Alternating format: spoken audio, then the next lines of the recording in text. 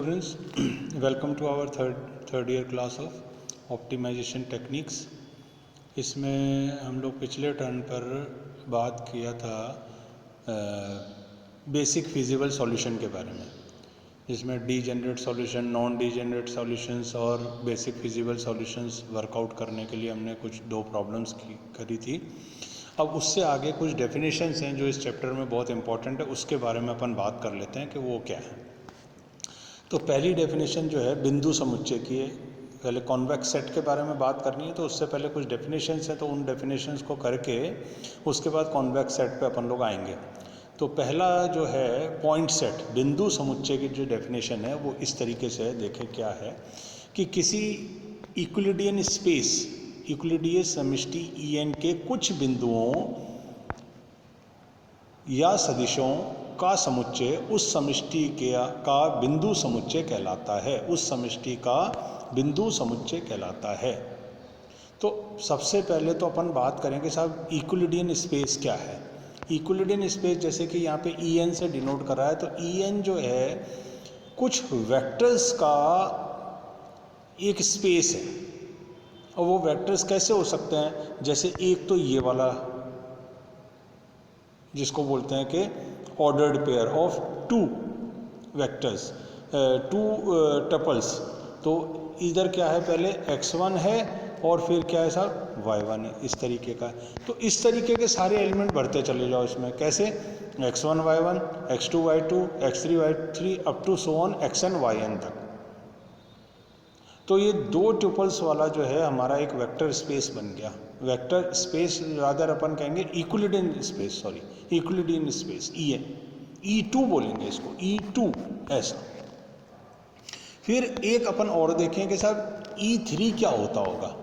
E3 होता होगा जिसमें तीन ट्यूपल्स वाले, यानी x1 y1 और z1, तीन ट्यूपल्स वाले वेक्टर्स का स्पेस है।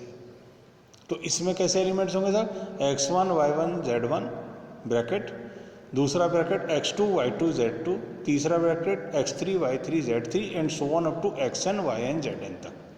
समझ में आ गई बात। तो ये बनेगा साहब आपका E3। अब जब यूक्लिडियन स्पेस En की बात कर रहे हैं तो En कैसा बनेगा, इसमें n ट्रिपल्स वाले होंगे। यानी अपन कहाँ से स्टार्ट करें, x1 से चालू करें, y1 लें और so on up to so on, और कहाँ तक जाएंगे, n तक। मान लो कोई लास्ट में मिला अपन को mn ऐसा, ठीक है। तो ये जो है ट्यूपल्स पे डिपेंड करता है। जैसे ये डबल वाला है, ठीक है, ये डबल वाला है x1 y1। और ऐसे ही अगर अपन चाहें तो दूसरा भी ले सकते हैं xn yn। और ये आपके सामने जो तीन वाला है, तो ये लिखा हुआ है यहाँ पे, ये x1 y1 z1 x y z का, ठीक है। ये x है समुच्चय, नीचे देखें आप x बराबर x1 x2 xn, इस तरीके से। तो अब इसको अपन क्या कहते हैं कि En के कुछ बिंदु, En कुछ भी हो सकता है। अगर अपन मान लो दो वाला ले रहे हैं, इस तरह का है, तो कुछ बिंदु हो गए। तो उसमें से अपन ने ये इसके अंदर काफ़ी सारे जो है पॉइंट्स हैं, तो इनमें से कुछ पॉइंट्स अगर निकाल लें तो उस समष्टि का बिंदु समुच्चय कहलाता है। ये पॉइंट्स हैं पूरे, ये पॉइंट्स हैं। जैसे पहले अपन कोऑर्डिनेट ज्योमेट्री में x1 y1 पॉइंट लेते थे, वैसे ये पूरा एक पॉइंट है, ये पूरा एक पॉइंट है। इस तरीके के पॉइंट्स का जो समुच्चय होता है वो कहलाता है पॉइंट सेट या बिंदु समुच्चय, ठीक है।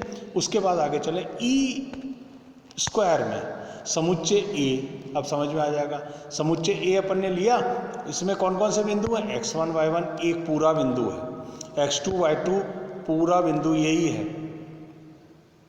तो ये साहब ये कहलाएगा आपका बिंदु समुच्चय E2 में।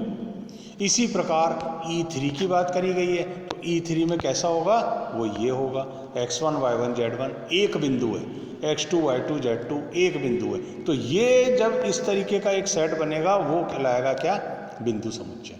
तो एक ये वाली बात ध्यान रख लें। फिर उसके बाद क्या कहता है ये, उपर्युक्त प्रकार ही E³ में a1x1 a1x a2y a3z बराबर b को संतुष्ट करने वाले बिंदु समुच्चय समष्टि E3 में एक समतल पर स्थित हैं। ये क्या है वैसे इक्वेशन काय की आपको लग रही है? a1x plus b1y plus c1z इस टाइप की इक्वेशन है बराबर भी। ये एक प्लेन की समीकरण है। 3 डायमेंशन में बात करें तो ये एक प्लेन की समीकरण है, ठीक है। तो अब ये क्या कहता है, ई क्यूब में एक समतल पर स्थित है, नेचुरल है, ये समतल पर स्थित है। तो क्या होगा, अर्थात ax बराबर b, जहाँ अल्फा इज इक्वल टू क्या है, अल्फा बराबर है अल्फा 1 अल्फा 2 अल्फा 3। इसको कॉम्पैक्ट करके लिख सकते हैं ना अपन। इसको अगर विस्तार करें तो a1 alpha 1 plus a2 alpha 2, या इस टाइप से कुछ भी अपन लिख सकते हैं। क्या लिख सकते हैं, जैसे ये लिखा हुआ, ये लिखा हुआ है, ऐसा लिख सकते हैं इसको अपन ये। तो इसी तरीके से इसने एक कॉम्पैक्ट फॉर्म में कह दिया कि इक्वेशन बन गई साहब आपकी ax is equal alpha x is equal to b, जहाँ अल्फा 3 ट्रिपल्स वाला एक वेक्टर है, ठीक है। तो ये किसको, x बराबर कितना है, xy z है, ई क्यूब में एक समतल को निरूपित करता है। तो या तो यूं कह दो, या सिंपल जो है अल्फा x बराबर b कह दो। तो यहाँ पर अल्फा क्या बन जाएगा, 3 टपल्स में बनेगा, तो अल्फा 1 अल्फा 2 अल्फा 3, और x क्या बन जाएगा, xy z 3 हो जाएगा, बराबर b हो जाएगा। तो इस तरीके से भी अपन इसको 3 टपल्स की जब बात करें तो अपन इसको एक प्लेन से रिप्रेजेंट कर सकते हैं। तो एक तो साहब बात ही होगी। उसके बाद अधिसमतल, हाइपर प्लेन किसको कहते हैं? तो देखें हाइपर प्लेन को क्या क्या डेफिनेशन दी है कि किसी समष्टि En में एक रैखिक संबंध को संतुष्ट करने वाले सभी बिंदुओं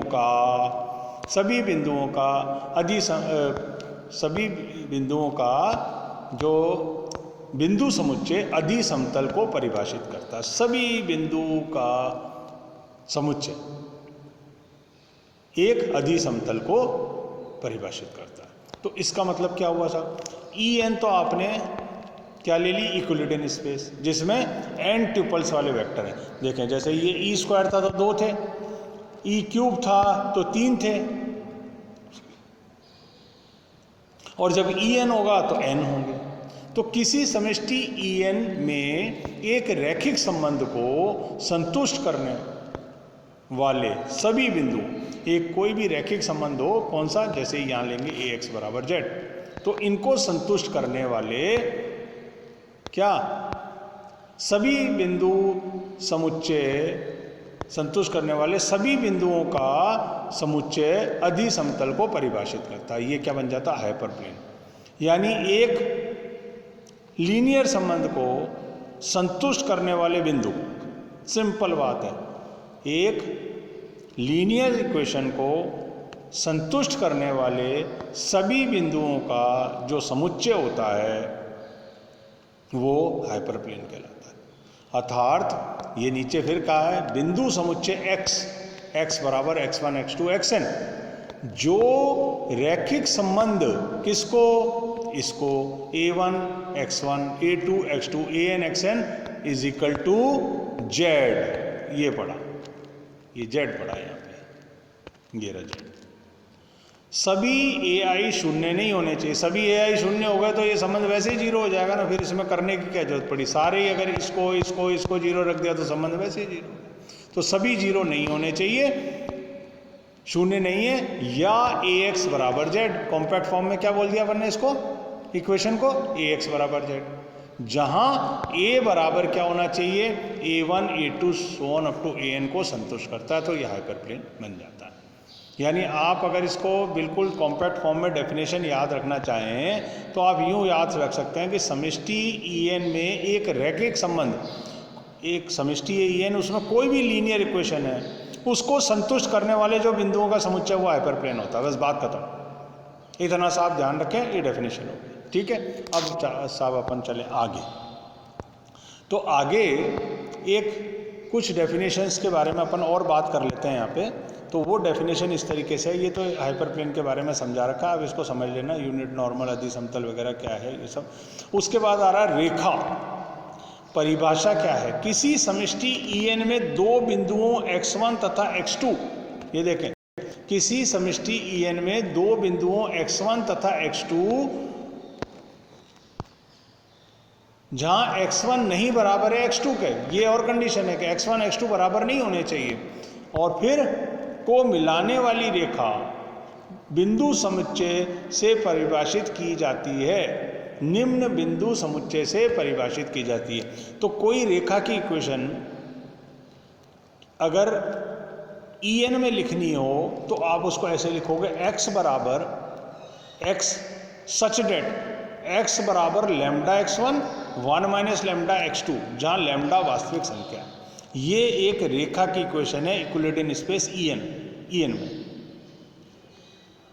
तो क्या बनेगी, x बराबर lambda x1 plus 1 minus lambda x2, जहाँ लैम्डा एक वास्तविक संख्या, ये रेखा की इक्वेशन है।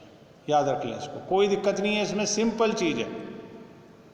सारे x वाले भर लो, इसके अंदर सेट है ये, कौन से भरो, जो इस इक्वेशन में फिट बैठते हो।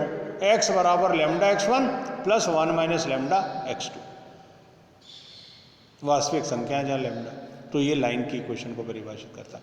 फिर साहब आगे आ जाओ आप, अगला जो है वो है रेखाखंड। रेखाखंड क्या होता है साहब, किसी समष्टि EN में दो बिंदुओं x1 तथा x2 को मिलाने वाली रेखाखंड को निम्न बिंदु समुच्चय से परिभाषित किया जाता है। फिर ये निम्न बिंदु समुच्चय हो गए, कौन से हो गए, x, सारे x भर लो इस सेट में, कौन से वाले भर लो, जो x बराबर lambda x1 plus 1 minus lambda into x2 equation को सेटिस्फाई करते हैं। और अगली बात क्या है, लैम्डा की वैल्यू 1 और 0 के बीच में लाई करनी चाहिए। लैम्डा 0 भी जा सकता है, लैम्डा 1 भी जा सकता है, ठीक है, और नहीं तो लैम्डा को 0 और 1 के बीच में होना जरूरी है। फिर ये क्या कहता है, जहां ये ध्यान देने योग्य है, क्या ये प्रतिबंध से बिंदु x को x1 तथा x2 को मिलाने वाले रेखाखंड पर होने के लिए प्रतिबंधित करती है।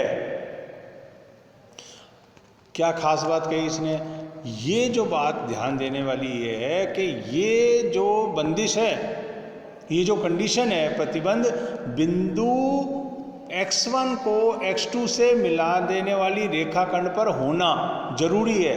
x1 और x2 एक ही रेखा पर हो। देखें, पहले तो डिफाइन किया अपन ने क्या, रेखा को, फिर डिफाइन करा अपन ने रेखाखंड को।